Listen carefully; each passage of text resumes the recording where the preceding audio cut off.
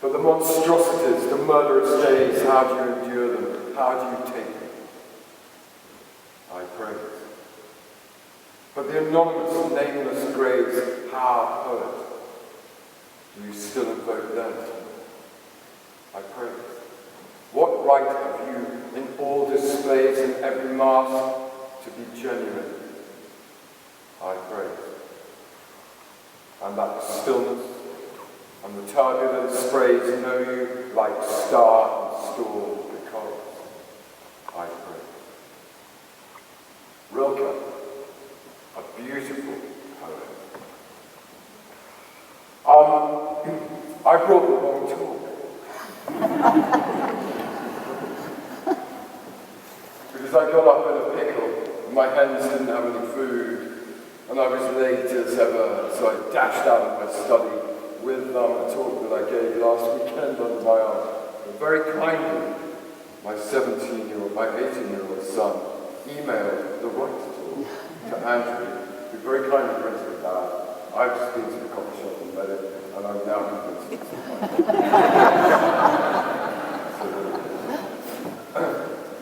I don't have any advice to give about living simply. It's a massive subject. It is set to be one of the great themes, I think, of my children's generation, and I'll come on to that.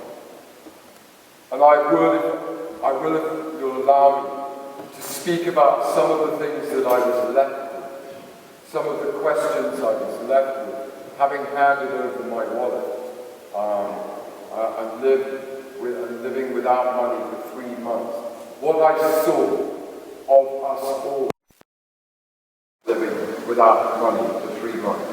And 2.5 years later, some of the recollections, some of the things that I've noticed in myself and noticed in us, having had that extraordinary experience.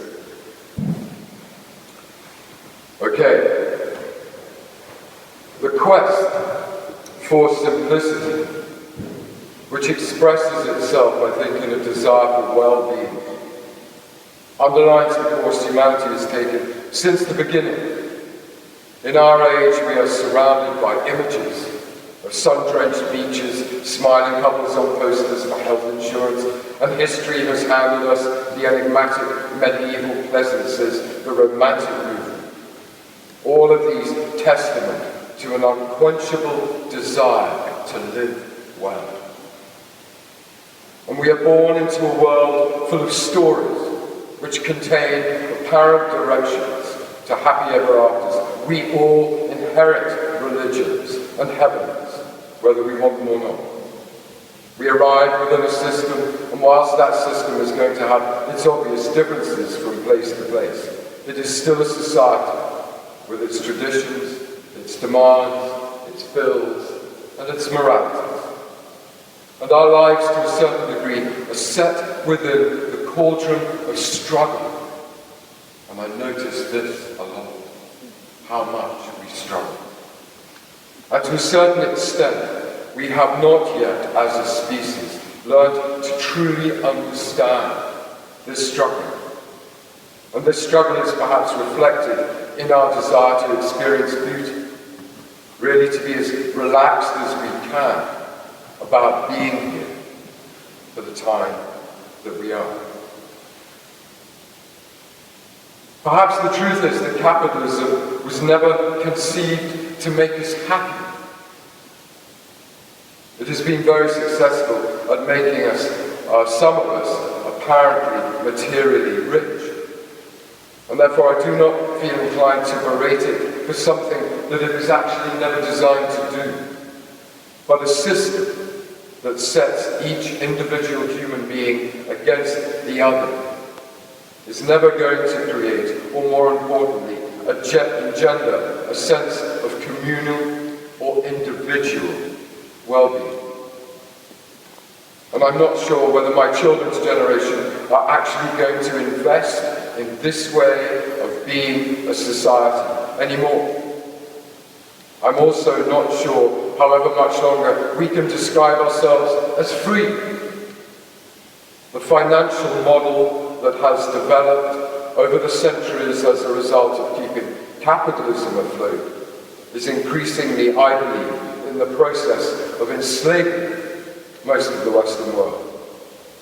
But I think what is sadder still is that up until only very recently, there was really a total absence of alternatives to this model.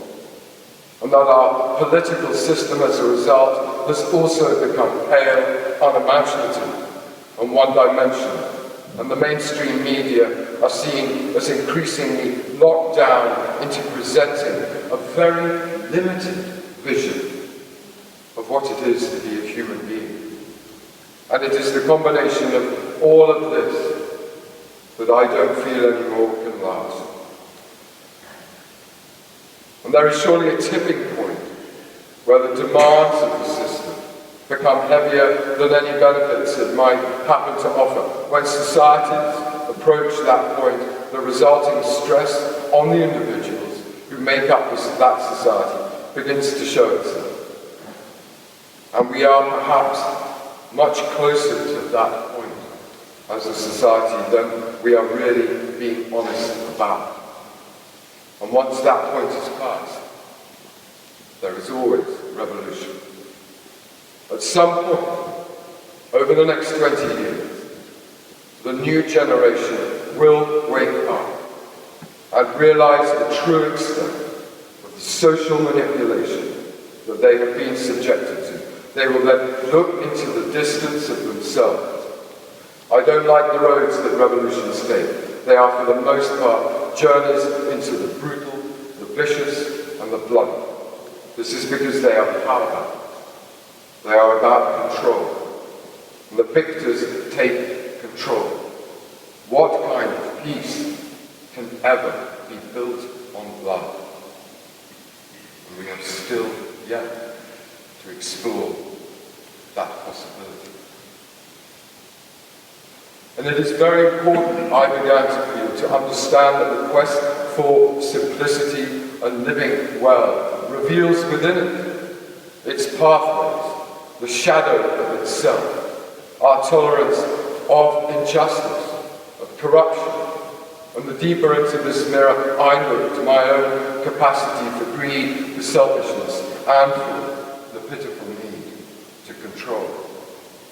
That the quest for simplicity and living well, if it is not simply expressed and mediated on a material level, is always going to be the starting point for a revolution of some kind.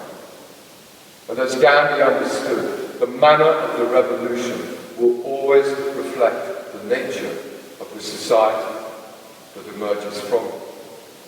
That we cannot have a society based on simplicity and the ideals of living well unless we have a revolution characterized by the same.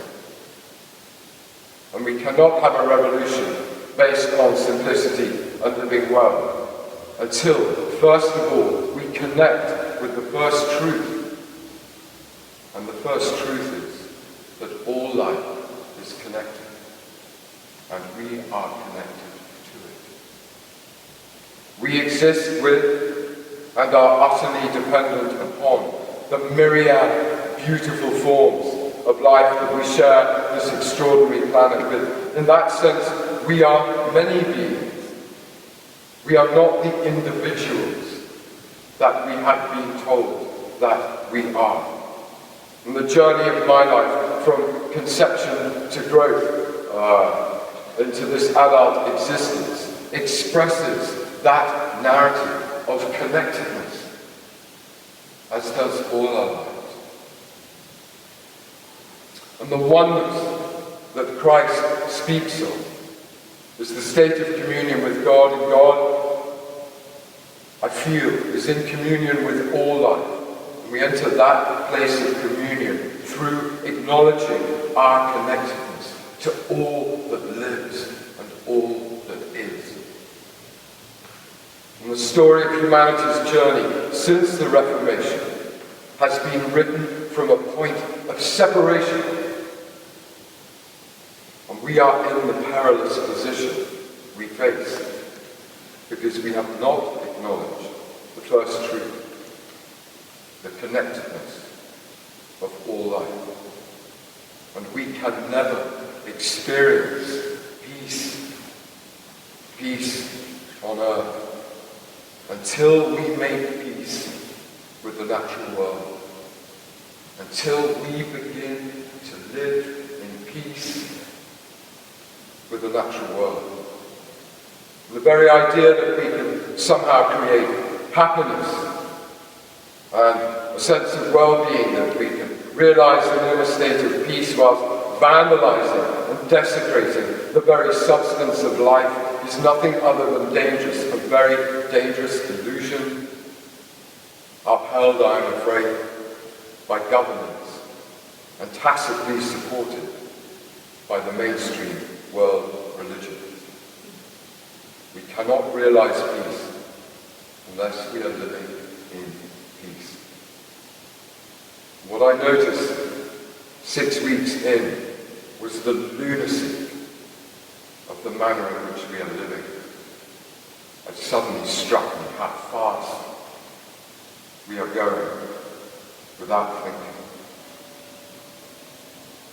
And I find it strange that religious visionaries have been humanity's most potent revolutionaries, but they've never been described as such. Much of their individual legacies have been mired by institutional infighting or hijacked by their own cultural conservatism. But that doesn't change what they've had to say about living simply and the quest for well-being. Firstly, I don't want to convert anyone. That's not what this is about. Neither come to that is believing in a divine force or an afterlife or Christmas or Ramadan. It's just that in 56 years, I've not found any other sources that deal so directly with the quest for simplicity and living well. And the fact that we see these dreams and visions as religious ideals has in many instances watered down their veracity, but set apart from religions and institutions. They are still dreams and visions, and for the most part they still retain their revolutionary vision for being human. Perhaps that is what makes them almost uncomfortable, because they ask a lot of each one of us, and so they should. They invite us to take the quest for truth. And whilst in a religious sense that truth can only ever be subjective, it is when that experience is shared that the realities of identity can be explored.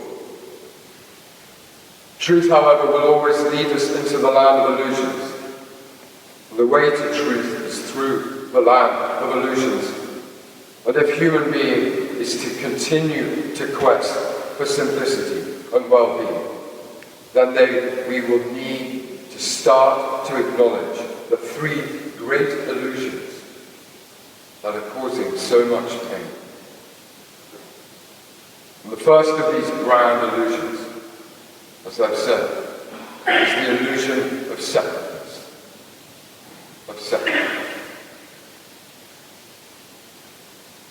We are thrust into the middle, as I said, of the human story. A notable American poet once wrote, "Into this house we're born, into this world we're thrown, riders on the storm. Being physical and impermanent, being alive now, here, breathing. Come on, look at us. We are, it is, nothing other than extraordinary. Floating around on this little lump of rock within the stars, and conscious of that. How extraordinary. What an adventure. What a ride, however difficult, however painful, at times however perplexing and physically challenging. Life is a gift, and I'll come on to gifts later. An experience we unwrap. And if there is a revolution coming, something the deep ecologist Joanna Macy calls the great turning, it is to do, yes, with our physical existence, but more importantly, it is to do with our human identity, how we experience what it is to be a human being, how we are being what we are being. Really, what is beginning to take place is a spiritual revolution. It's not just happening here, it's happening all over the planet. Little different pockets: Australia, New Zealand, South Korea, Europe, America, South America. There is something stirring, there is something beginning. We're coming to the end of one age, and we're just beginning to approach the door of another. You won't find this in the news or in the shops, not yet. This change is coming about because of the great advances in medicine in particular, but also in communications, and a general level of comfort in the West at least, that humanity has never experienced before. And the need to just survive is not as pressing, as urgent, as it has been in the past. And whilst the experience of life comes with no guarantees whatsoever, modern medicine has enabled us to be just slightly more relaxed about being here for the time being. We're not living under the same fragile license as our forebears did. And not living under the same fragile license is creating slightly more space, intellectual, emotional, and spiritual. And whilst we are hardwired at a very deep level of physical survival, the demands made upon us emotionally and spiritually to physically survive are not nearly as immediate as they would have been only 4 generations ago. And one of the byproducts of not having to concentrate on physical survival, not to have that ringing in our ears all the time, has meant, much to the surprise of science, that we are undoubtedly becoming more spiritual.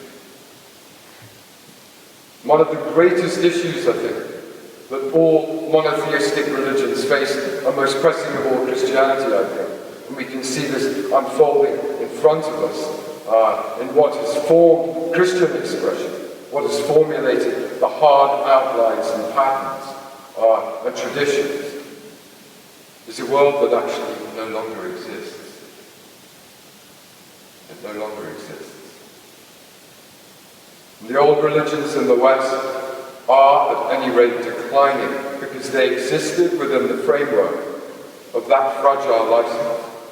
And within that framework, life was much less certain, so you needed to constantly repent because you were not sure that you would be able to do so next week.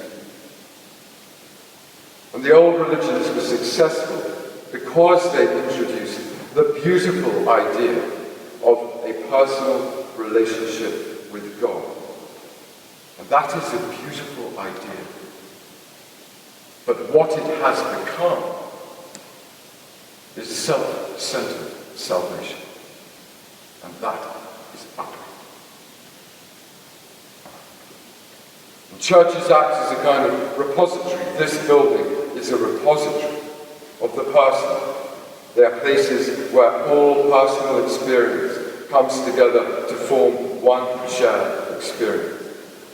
And this emphasis on the personal experience has given rise not only to religious identities, but also to national identities.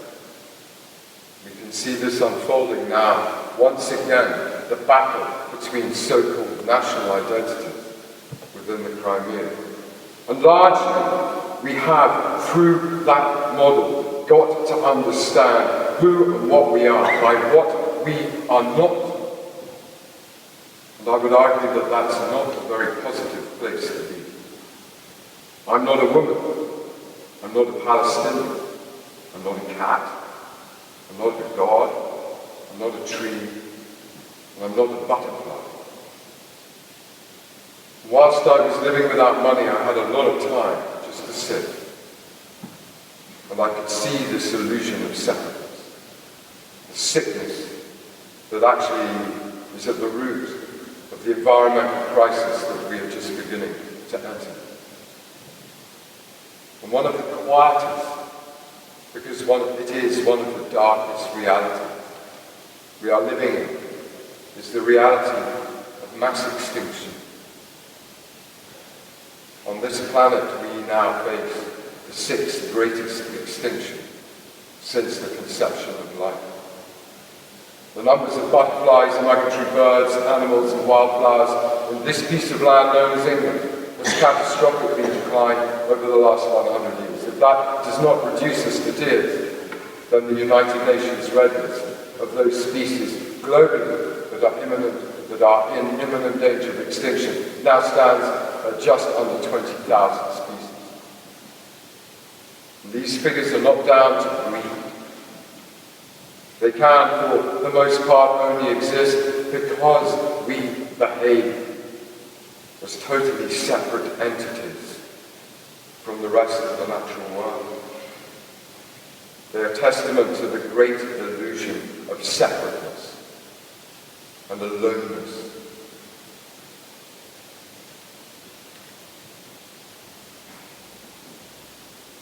But the notion, the idea of individuality has created, I think, the great reality of aloneness. And we are behaving, I saw so much behavior, human beings behaving as if they are alone in this world. And the sadnesses that emerge from that are so heartbreaking. We will not be able to transcend the reality of aloneness born out of the illusion of separateness until we embrace the true reality of the connectedness of all life forms, of all things. And the whole idea that you simply have to believe in God, this separate entity called God, to be saved from what being alone, looks increasingly ludicrous and utterly disconnected from our relationship with the natural world. We cannot begin to experience a sense of simplicity, elegant simplicity and well-being, until we realize that our well-being is practically, emotionally, and spiritually connected to the well-being of all life. This is perhaps what Christ was trying to express in parables such as the treasure in the field, the pearl of great price. He was talking about consciousness, coming into communion. He was a teacher of consciousness. The treasure in the field is the field. No more, no less. The field is life, being. Our current religious models are based largely on a reenactment of the Christian calendar. I can see that for hundreds of years it provided a rhythm for life. But really, the Christian calendar has very little to do with the teaching of Christ. And what I saw when I was separated off from this separate society was that our feelings and our behavior have become somehow completely dislocated. And until we understand how many trees are being felled so that we might be able to read, how many dead fish are being thrown back into the ocean so that we might eat one, how many butterflies are poisoned so that I might eat a loaf of bread, we will languish in our lonely, separate place until we can face these things, feel these things. Because it is this separateness, our separatedness, that is the cause of so much of our own suffering. And we cannot know what simplicity and well-being is as long as we are living in a state of war with the natural world. Just imagine what it might feel like to be truly, for human beings, truly to be nurturers, guardians, intimates. What manner of beings we might become, celebrating the reality of all life carrying one life, and one life carrying all life, to awaken to the gift of intimacy. When Christ speaks of God caring for the sparrows and goes on to say, how much more then does God care for us? What he is saying is that as sentient beings, we can know the love of God more deeply. Not that the sparrow is any less loved than we are. When he speaks of the wildflowers being more finely dressed than King Solomon, he is inviting us into connectedness, to know the experience of beauty. And that this is given by the wildflower to us. The wildflower is a reflection of beauty that we find through observing it in ourselves. It is an exchange that makes it and us beautiful. Has anyone read a book called Sacred Economics by Charles Eisenstein? I can recommend it. He's a young American, and in it he says that each species has a gift to give, has a purpose, that there is an essential symmetry in existence. Some are pollinators, some are decomposers, photosynthesizers.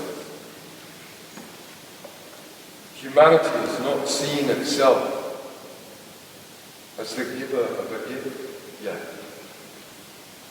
And I noticed when I was without money, as I said, we're just rushing around in this rather strange reality, working,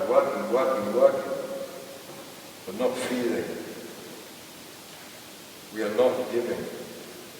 We are not givers en masse, we are takers. And I would say that the great gift that humanity has yet to realize, is the gift of intimacy. I had so much time because I wasn't being driven to earn money. I had so much time. And when we find that gift, then perhaps we might start to realize true happiness and well-being lie in the simplicity of the gift of intimacy.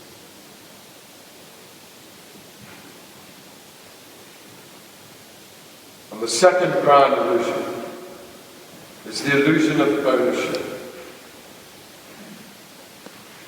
The belief that we own things is actually a far shallower illusion than we might happen to believe. But the weight of carrying that belief, that things actually belong to us, is far heavier than we had realized. And so many of us carry so much: houses, cars, clothes, computers, paintings. How long is that list? It serves the financial and governmental institutions to foster an idea. It's just an idea, that's all it is, of ownership. Since they are the ones that benefit apparently directly from it. And the concept and the idea of ownership arises from territory. And again, we can see this being played out on our televisions at the moment. And what evolves from ownership is trade, and it is trade that forms part of an ancient exchange method. Kings, queens, moguls offered protection in return for allegiance and tax. Vestiges of this ancient arrangement still very much remain. The self-acknowledged first duty of any government in this country is the defense of the realm. But for you and I and for our families to be defended, the deal is that we give something in return. And that is where the very powerful idea of ownership is rooted. Fast on the heels of the idea of ownership comes the idea of value, material value. And this, after 2.5 months, it just began to look mad that one piece of cloth should be worth more than another. It just began to look so crazy. But there just happened to be a very handy little metal called gold that everyone eventually agreed should be the benchmark for value. And this system of valuing things on gold alone has become increasingly dangerous for all of us. First of all, as I've said, ownership is not a reality. It's merely a belief system.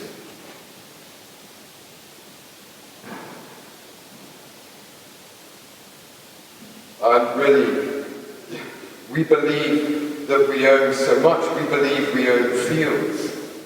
We believe we own bricks which make up buildings. We believe we actually own land. We believe we own cats. I mean, how weird is that? Truly. And one of the tenets of the cult of ownership is that if we believe it's ours, we will take better care of it. And just one look at the state of planet Earth is enough to show you how flawed that argument is and the belief system from where it came. Don't pretend to take better care of things when they don't belong to us, when we borrowed them from a neighbour. And the belief in ownership and our one-dimensional value system is one of the great blockers to experiencing the elegance of simplicity and the quest for well-being. But it is relatively easy individually to find a way through, and I thought it would take me a long time to get through that whole weight of believing in ownership. But all you do is you just don't believe it anymore. You just don't believe it. Because it's actually complete nonsense. Do it now. Pick up what you happen to believe is yours. Take your pen out of your pocket. Take your wallet out of your pocket. This pen isn't mine. I just happen to be holding it in my hand at the time. The pictures on the walls of my house, they're not mine. I enjoy them being there. This house, this isn't mine either. I just happen to be experiencing life here for a while, and really I'm just taking care of it for the next person who lives here. I'm just taking care of things. That's all I'm doing. And what a beautiful thing to be able to do. Not because they belong to me, but because taking care of something is an act of love. And this field doesn't belong to me. These flowers, these grasses, they don't belong to me. Right now, this field is being used by a plethora of life, none of which belongs to me. I might use some of it to create some hay, to feed some cattle that I am taking care of, but neither the field nor the cattle belong to me. I am just taking care of them for their sake, not for any reward that I might gain from doing so.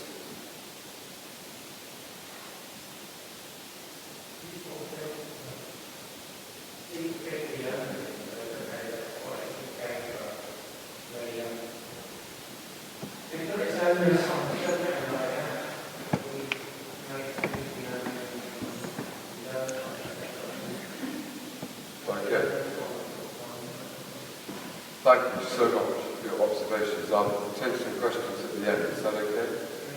Thank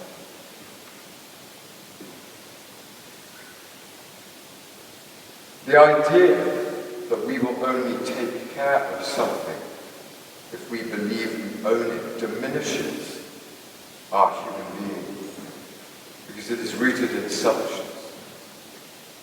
And that is the reflection of ourselves that we will reach by following that path. The great Buddhist philosophy of non-attachment and Christ's continual observations on materialism. Don't own stuff. Invite us into a different way of seeing ourselves. Just look at the body language, it's mine.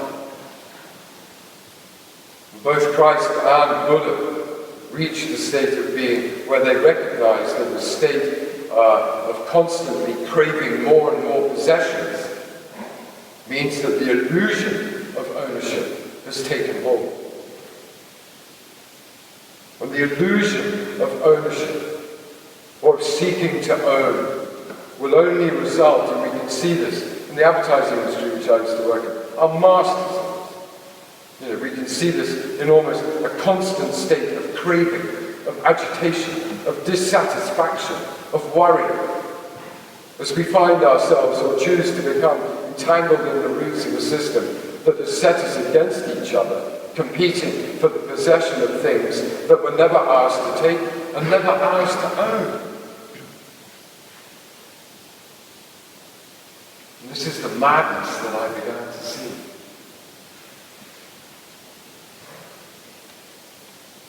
And by not subscribing to the illusion of ownership actually frees us from selfishness and possessiveness.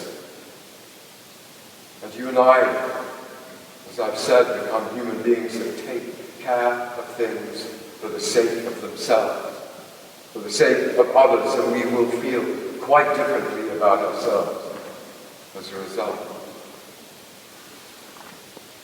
But to have a whole society based on the illusions of ownership, and one that gives permission for some to have more material possessions than others, is never going to result in happiness or a sense of well-being, simply because it is not real. And we can, as a society, socialize young people as we have been socialized into believing in war. But again, when more and more so-called possessions are concentrated in the hands of fewer and fewer people, revolution is not far behind. And what these new spiritual communities that are beginning to emerge, what they are predicated on is non-materialistic values. That human life is not merely spent in 70 years to acquire material items to pay for a mortgage. When human life is lived to explore beyond the boundaries of consciousness, then perhaps we might learn what on earth we are doing on earth. Evolution is surely and firstly the evolution of consciousness.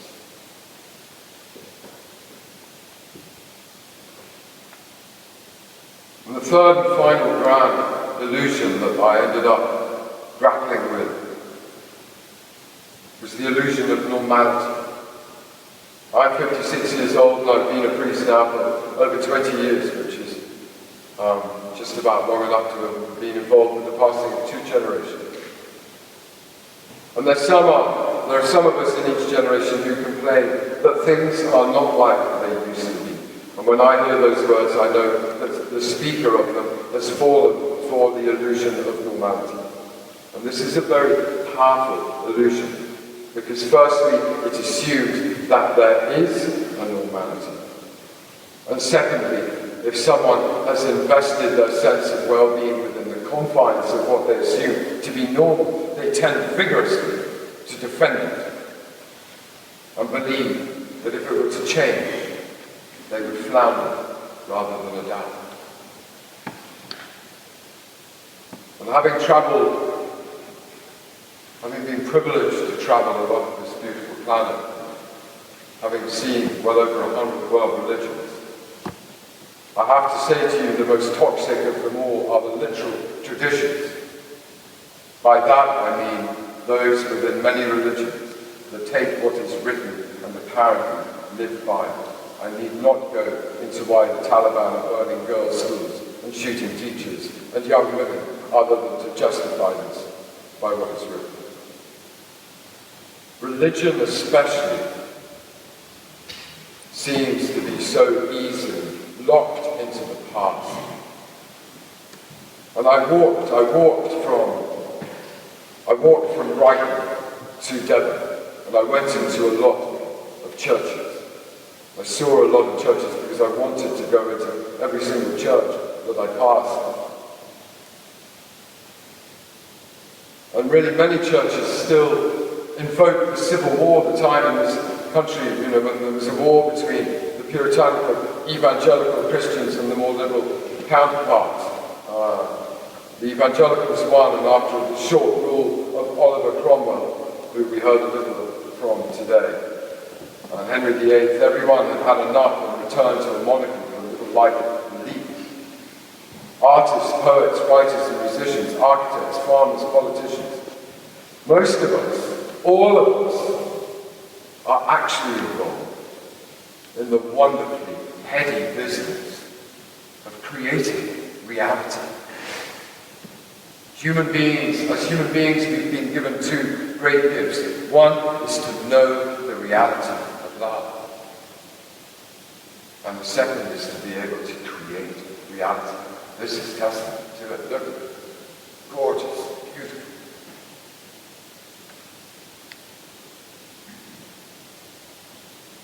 And there is really no such thing as society. There is the human reality that we find ourselves in at a particular point. History is the study of past reality.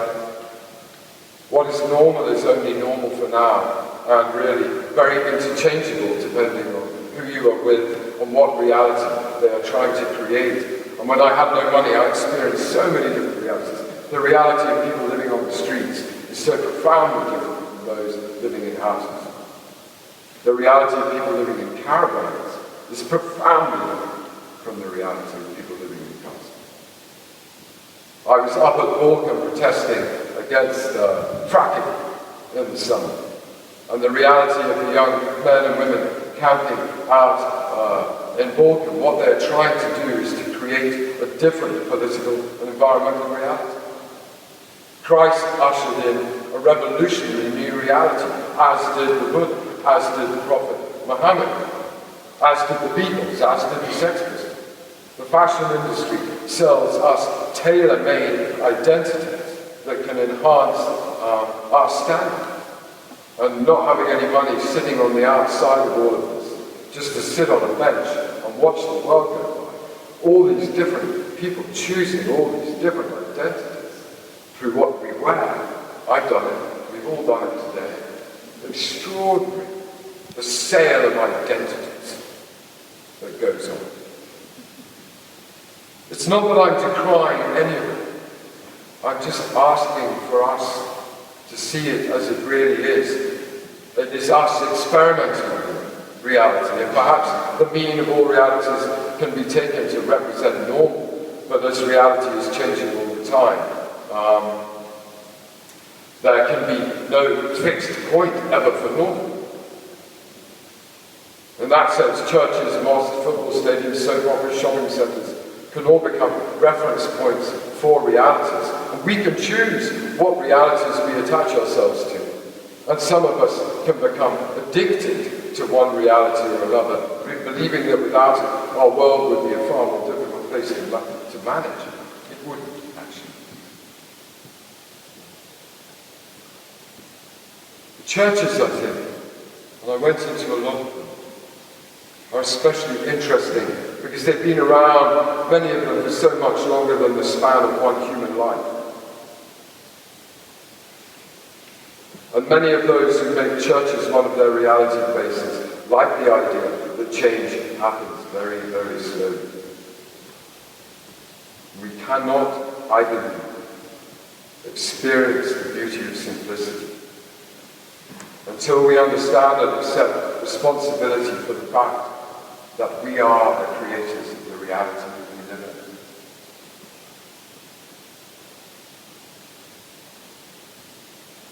in. And if we can do that, then we might be able to have a conversation about what type of reality we would like to create. And then we might be able to inhabit the future in the same manner that we tend to inhabit the past.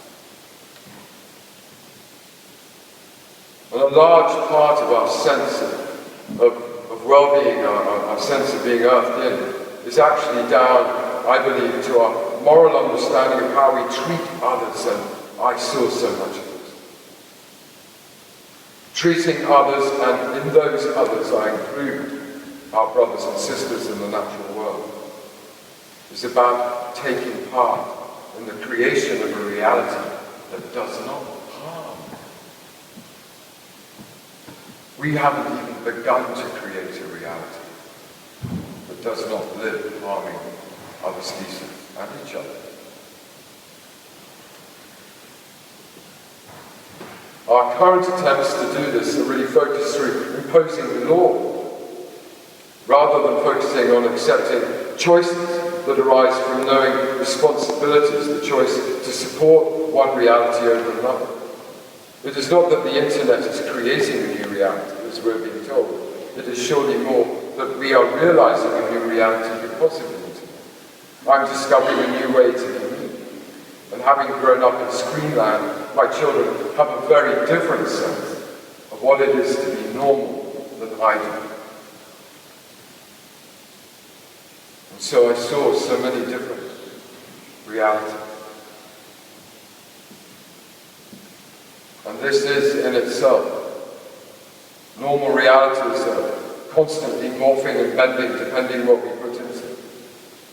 And lastly, if we can understand that there is no hard reality, something that quantum physics tells us, no hard reality to lean on, then perhaps we can take responsibility for the apparent normals that exist in our brief human lifespan at the moment. But at the moment we are living in a world whereas it is apparently normal to denude this planet. But this is surely not because we want to, or simply down to myopic greed. It is the fact that we are not taking responsibility for the great gift that we have been given, which is to create reality.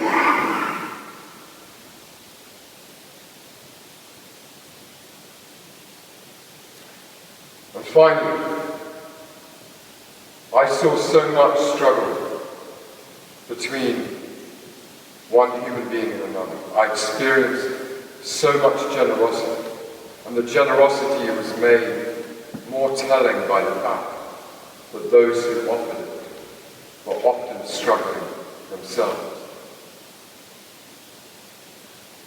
And that in the last year I've been really thinking about that struggle. And I think much of that struggle is down to two things. One is the very powerful idea that Darwin came up with, which is the survival of the fittest, which I, as I get older, see as a dark mantra. And when you combine that with a self-centered salvation, it is no wonder that we are running around, for the most part, not knowing where we are going.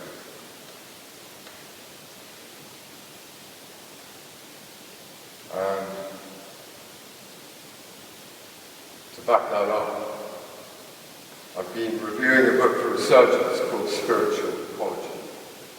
And within that book, Joanna Macy says that the greatest casualty of our age is the fact that we are now living in a time where we are taken from the future. The only thing that will really get us through this crisis is a return to simplicity and a return to love. Thank you.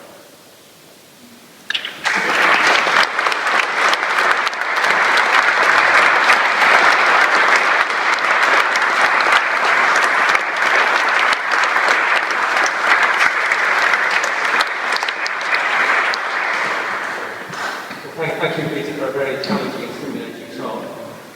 I'm sure there are many topics within Peter's presentation that we might like to raise as an item for discussion or a question.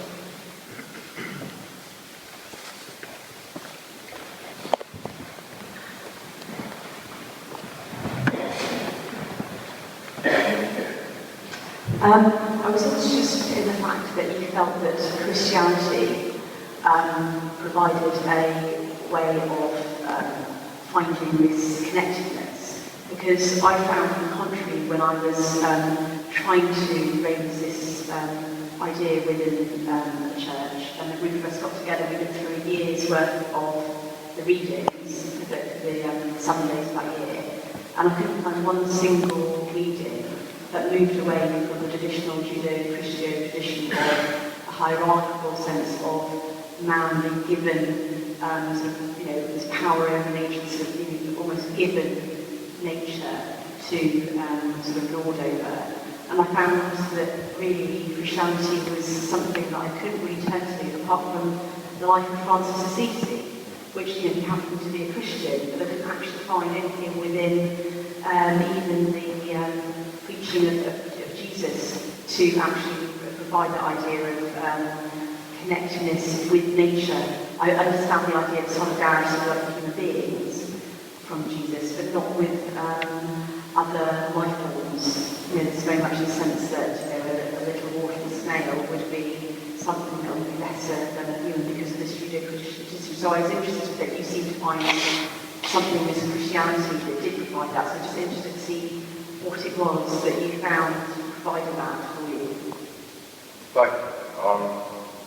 I think what has happened to our environment and where Christianity currently is probably going to be the greatest crisis that Christianity will face over the next 50 years since its arrival along this planet. Either Christianity is going to wake up to the connectedness of life and how we inhabit, we exist within that and cannot exist without it, or Christianity will die. I happen to find great solace in, I think so much of Christ's teaching is earth in the natural world, and that he sees his experience of the natural world is one of a connectedness. I don't see the hierarchical nature that has developed, or the self-centered, self-appointed salvation that has developed through the ages from Christianity, with notable exceptions such as Francis of Assisi. But I don't see that within the teaching of Christ. I do not interpret it that way. As I said, when he's talking and when he's saying, look at the beauty of the lily of the field, not even King Solomon is dressed as finely as one of these. That is a statement of intense connectedness, intense love, intense appreciation of that beauty and the reflection of that beauty in him. It's just that Christianity, as it is currently being expressed, doesn't want to or cannot interpret it in that way. But there is, I agree with you, a massive problem with the triangular hierarchical model of a man on the top, and then a woman and a whale and a tiger. Somewhere on the bottom there is the microbial life. It shows complete and utter disregard for the fact that the man on the top cannot even breathe without the assistance of the microbial life. And so Christianity is either going to catch up very quickly or it will die. There is just no other way around it. Because the self-centered salvation that Christianity has offered, and that has actually taken us to the point where we are, into this beautiful building, is now part of the problem rather than part of the solution. Either Christianity will wake up to this or it won't. I think it's not good to own possessions, just people borrow them until we die like that. And then, what I don't like is like competing, in sport, like trying to make one lot of people look not, there's no ways to, like football and things like that, but not now, like just competing. And then there's an emphasis on possessions or money like that, but if you had enough money, I could maybe live with my friends and family together, like there's a shortage of money, like people live in their own places like that. Thank you. I think we're in trouble when we believe that money can help us more than love. It can help give some comfort, like to pay for heating, fuel, or things like that. Like, for a roof over their head, right, to pay that, but I don't agree with things are upgraded all the time, like expected to upgrade everything. People who, not possessions, only for somewhere to live, for fuel, for water, and food, that's the difference like money, really. Thank you, sir. In this book, Sacred Economics, Charles Eisenstein says that a life lived in pursuit of money, in pursuit of the material, is a perversion of the gift of life. And I cannot say it better than this.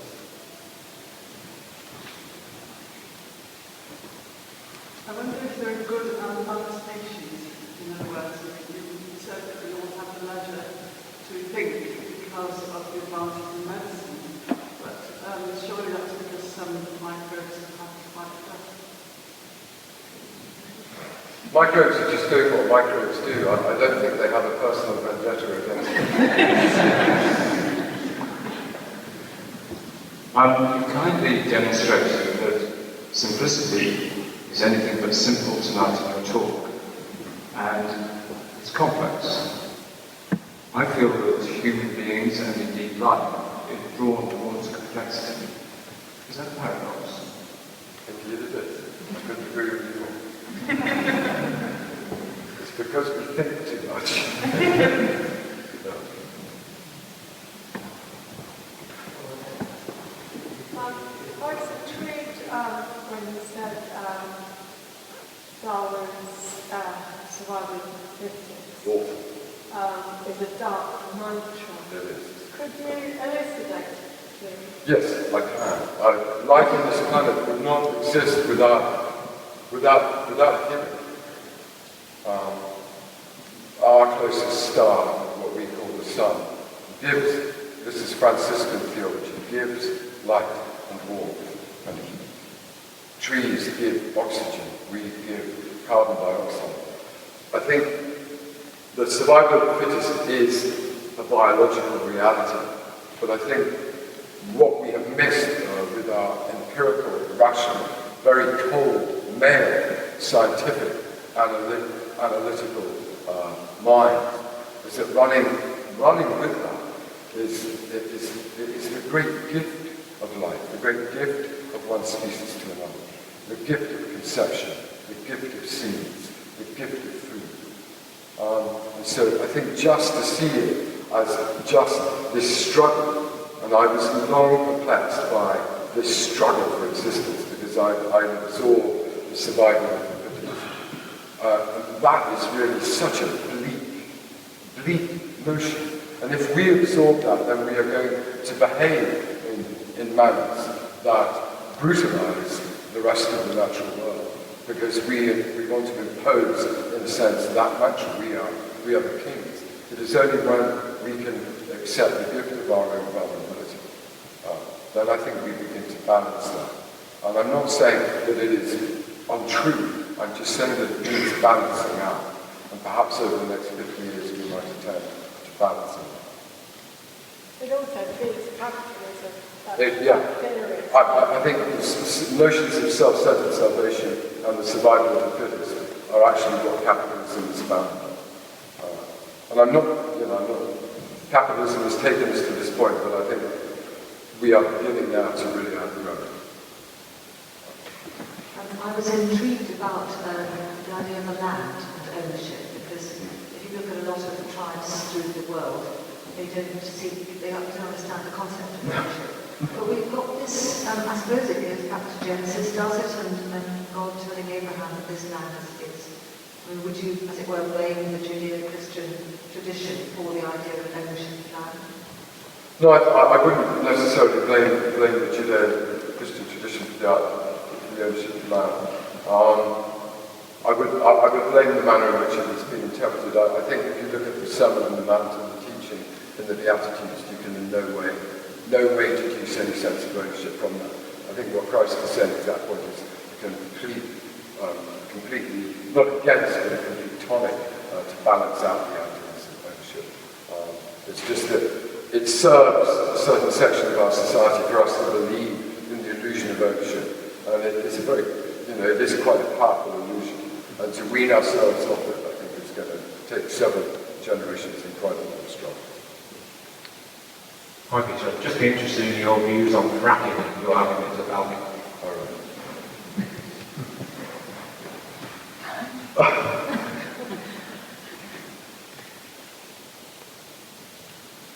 There was a South American, there were some tribes that I met in Peru, and before they plough the earth, they have a religious ceremony where the priest comes and cuts his arm and lets some drops of blood fall onto the soil. And I said, why are you doing this? And he said, because if I'm going to cut into the breast of my mother, then I need to let her know that I am suffering with her. The very idea that we should, as a species, treat the earth in that way, I think is abhorrent, frankly, especially given the alternatives that are now available to us. And David Cameron, I'm afraid, cannot have it both ways. Cannot say that the recent weather patterns that we've all been experiencing are more than likely down to global warming, and then embark on trying to encourage a sort of burning the fossil fuels. It's simply, it's nonsensical. But I'm not so concerned about that.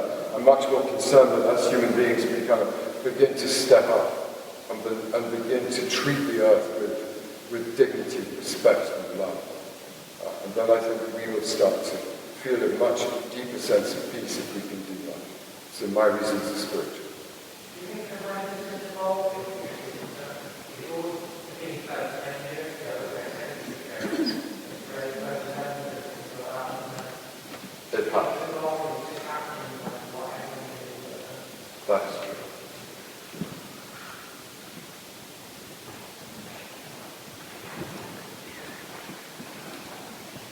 I'd like to bring up the subject of ownership. My understanding was that the Native Americans in North America ostensibly didn't own anything, but they were constantly at war with each other. And basically peace came to North America when ownership was brought in. In other words, it protected the weak from the strong. Is that not something you thought about? I haven't thought about that. I mean, it's, I think again, I think the same argument is for secularism that religious friction, especially in this country, started to dissolve when secularist ideas began to emerge in the 30s and 40s and 50s. And to a certain degree, I have a good deal of sympathy with that. But I'm not sure I would put down the strife between the Sioux and the Navajo simply down to the European settlers' ideas about ownership. But I believe that they were always, because there was obviously limited resources, and people are constantly fighting for those limited resources. And it seems that the only way you can get some kind of peace is to have some sort of law that protects some sort of property. So, for instance, I can't just move into your house with 50 of my friends when I feel like it. Sure. Because you've got rights. But I only have rights. I have rights based on the idea of ownership. Yes. Yeah. But you know, I could just turn it like Mad Max and just say I'm moving in. Yeah. But I mean, that's not a problem. Okay. I mean, what I tried to say at the end was that consciousness, we mustn't look at evolution just biologically. We must look at evolution. Also running alongside that is the evolution of consciousness. Yeah. And I think the narrative of human beings being the evolution of consciousness has been quite beautiful. Yeah, I agree, but I don't think we're quite evolved enough to do that. Well, I think you need perfect communication to do that. We don't communicate perfectly. I couldn't agree with you more, but I think we're now being asked some very big questions as a species. Yeah. But I think we have to take humans as they are, and we're not. I don't think we're at that level where we can make those things work. I think we have systems that aren't particularly good, but they work with our limited minds or the way we think at the moment. I think we've reached a point where they might be working for us as we have structured our society, but they're not working for any of the other species on this planet. Right. One final question. Yes.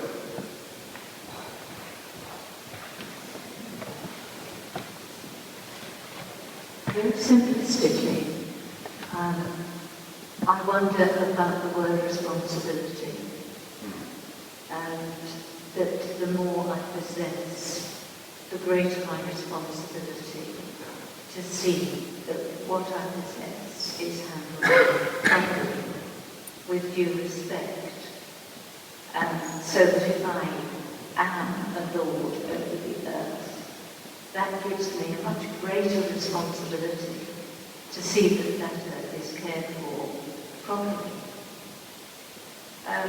And also I do wonder if it is a luxury for me to be able to speak about the wickedness of materialism, in that I do have a roof over my head, I do have food on my plate, and that, so that when I hear people saying that we have to really contest the idea of too much money. Is money not being used correctly? It's money being used as a possession, but without responsibility. So that the people like Charles Eisenstein, what you were saying earlier about money, is that a thought which is for the sense of luxury, that we have the luxury to have those thoughts. I appreciate that you spent some time without money, but maybe you also had the sense that behind you was the ability to go back to a roof over your head.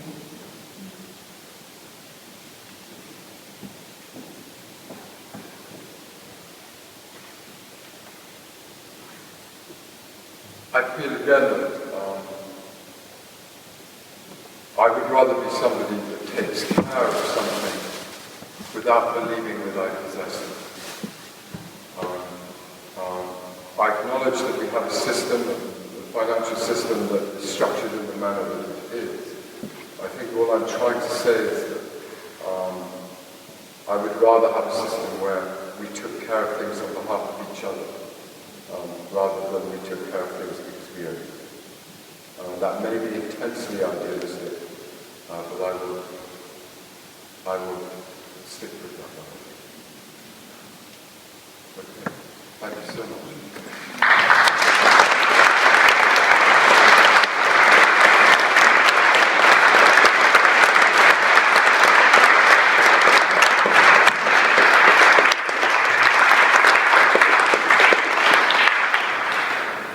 I'd like to thank you all for coming this evening to this opening talk, and our speaker, Peter Owen Jones, who's taken time out of a very busy weekend to be with us and to provide you with some stimulating, controversial, perhaps some thoughts that you can take away and discuss with your friends.